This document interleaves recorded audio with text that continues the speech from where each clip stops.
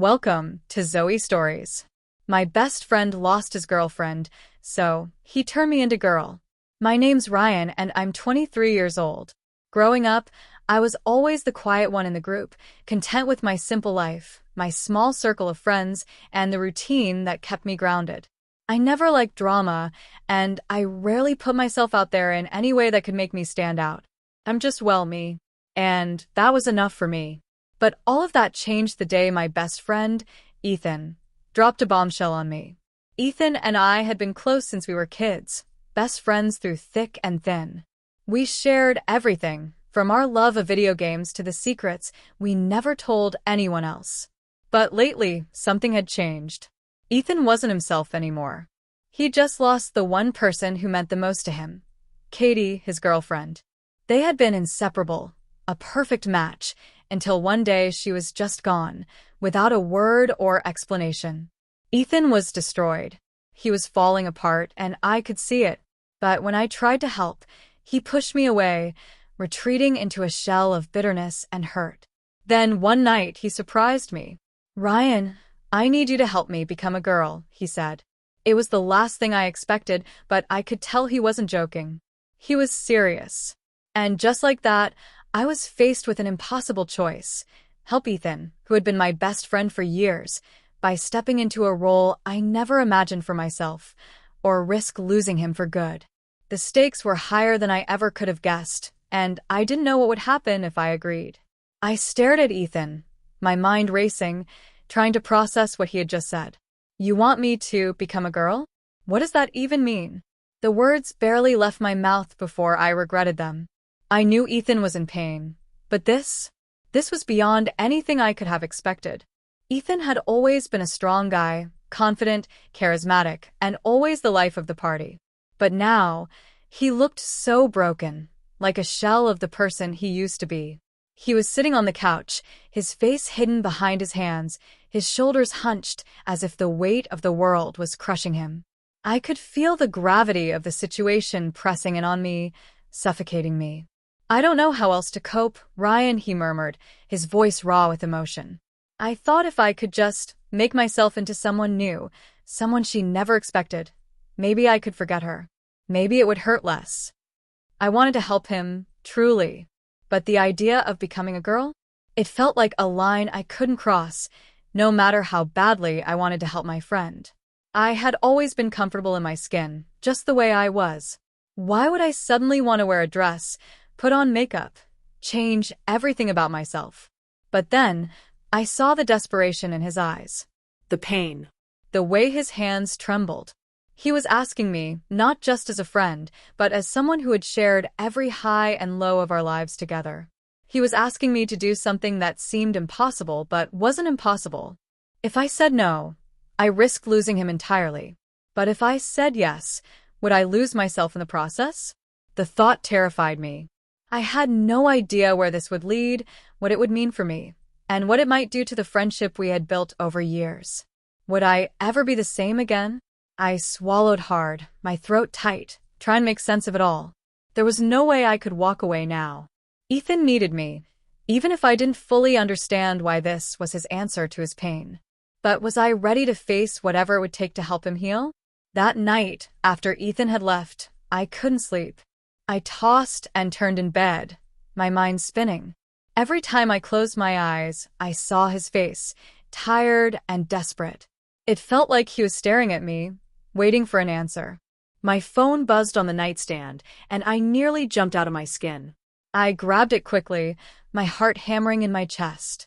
A message from Ethan. "I know it's a lot to ask, but I need you. Please think about it. Please." My finger hovered over the screen, torn between responding and shutting the phone off. I didn't want to make a decision in the heat of the moment, but everything inside me screamed to just do something. But what? I got up and walked to the kitchen, my footsteps loud in the stillness of the house. I needed someone to talk to, someone who could make sense of this.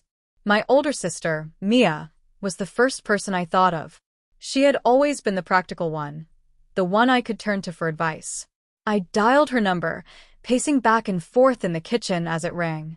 When she answered, I could hear the grogginess in her voice. "Ryan, what's up?" It's late. I took a deep breath, steadying myself. Mia, I need to ask you something. It's about Ethan. She listened quietly as I told her everything. The request. His pain. My confusion. The silence on the other end of the line stretched on, and I wondered if she was just as shocked as I was. Finally, she spoke. Ryan, I don't know what you should do, but this isn't just about helping Ethan. This is about you too. You can't ignore that. If you agree, it changes things. It changes you. Are you ready for that? Her words hit me hard. Could I change for him? Could I really make that kind of sacrifice? The more I thought about it, the more the idea of dressing up, changing my body, trying to be someone else terrified me. It felt like stepping into a world I didn't belong in, a world where every move I made would be watched, judged, and misunderstood. The next morning, I met up with Ethan at a cafe. He looked a little better, but there was still that hollow look in his eyes. The moment I sat down, he began to talk about his plan in more detail. We can start slow, just some clothes. A wig. Maybe some makeup. It doesn't have to be drastic at first, but there was that familiar desperation in his voice again. He needed me, I knew that. But did I need to lose myself to help him?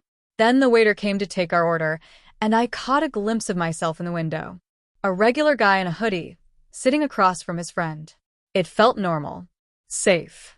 But Ethan was waiting, his eyes on me, holding his breath. Ryan, he whispered. And that was it. The tipping point. If I said yes, there was no turning back. Not just for Ethan, for me. The air in the cafe felt heavier with each passing second. Ethan was still watching me, that hopeful yet desperate expression on his face. He wasn't just asking for my help anymore, he was pleading for something deeper. For reassurance. For someone to make him feel human again. But in that moment, as I sat there staring at him, I realized how much my own life was about to change, too. The thought of what I'd have to do was suffocating. How would I even begin?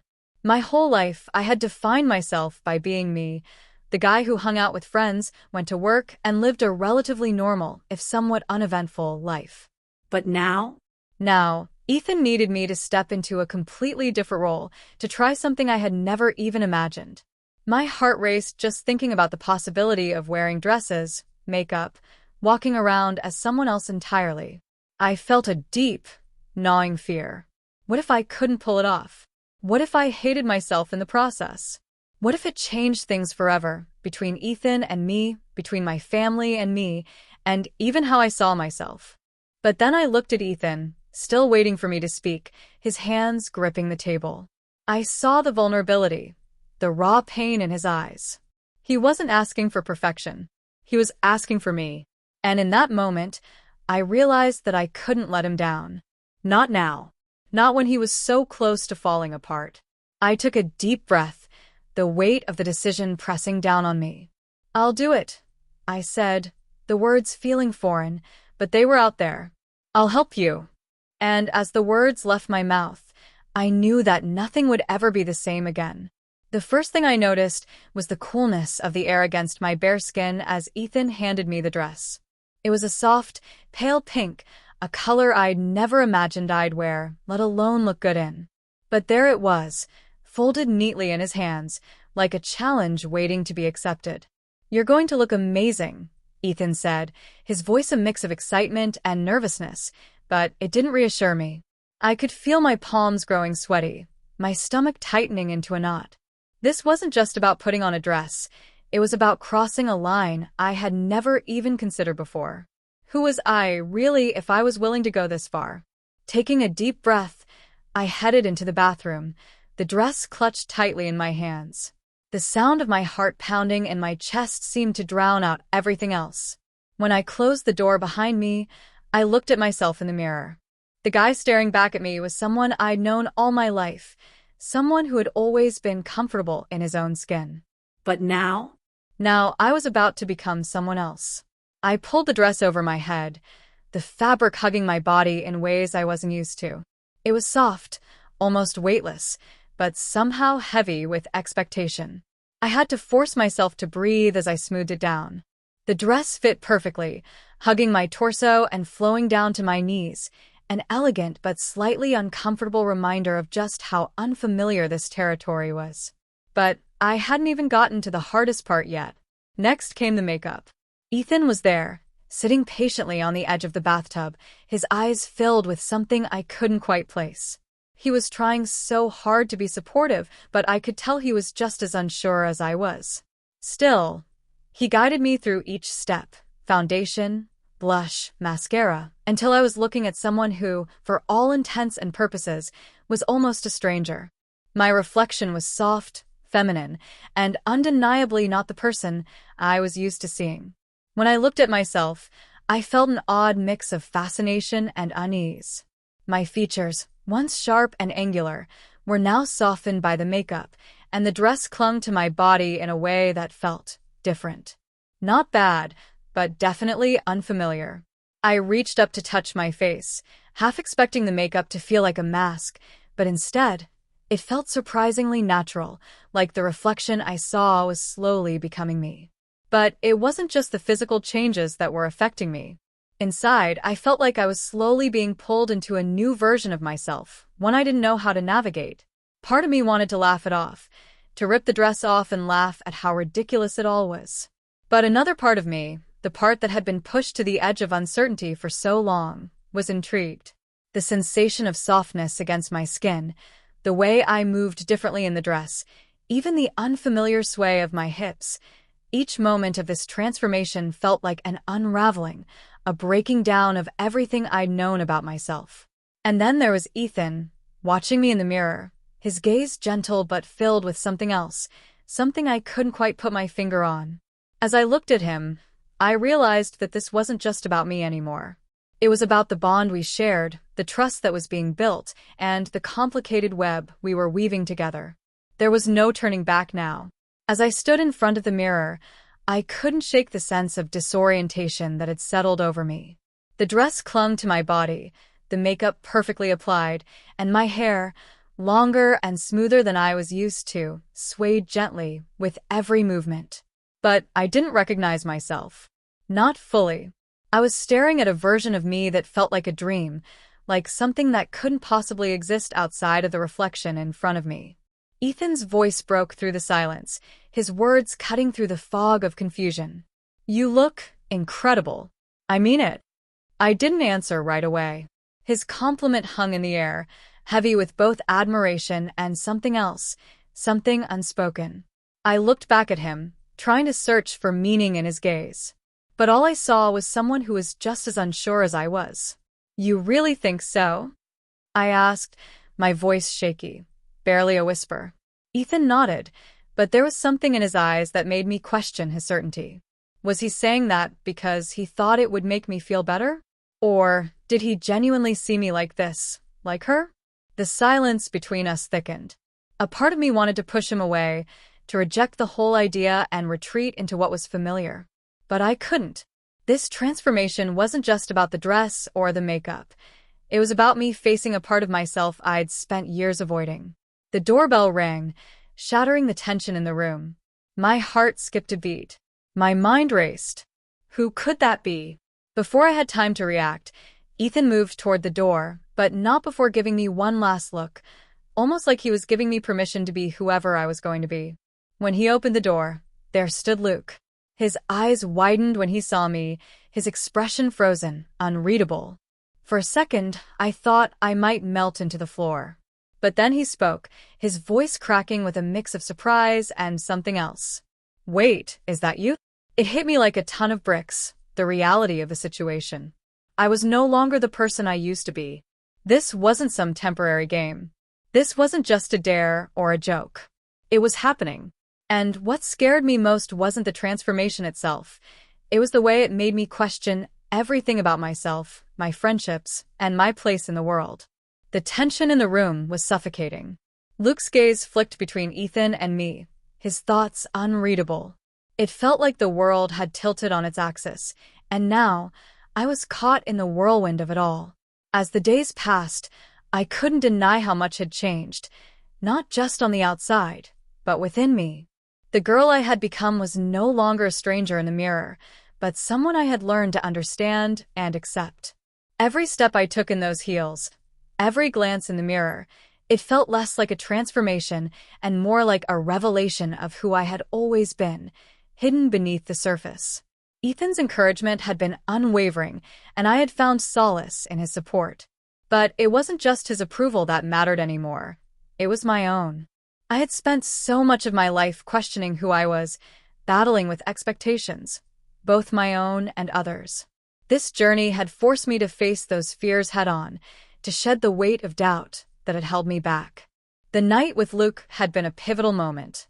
His reaction, although initially shocking, was a reminder that I couldn't control how others would perceive my choices.